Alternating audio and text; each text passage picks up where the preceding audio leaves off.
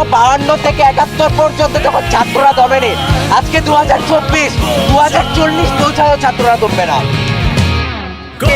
আমাদের দাবি দাবা 9 দফা যতদিন না পর্যন্ত মানা হবে, আমরা ততদিন এই রাজপথে থাকবো এবং এটার জন্য প্রতিবাদ করে যাব। লাল রক্তের রং, লাল প্রতিবাদের রং, লাল আন্দোলনের রং, লাল বিক্ষোভের রং। এবং আমার সন্তানের রক্ত ঝরেছে, আমার সন্তানরা রক্তাক্ত হয়েছে, তাদের সাথে সংহতি জানিয়ে আমি লাল করেছি।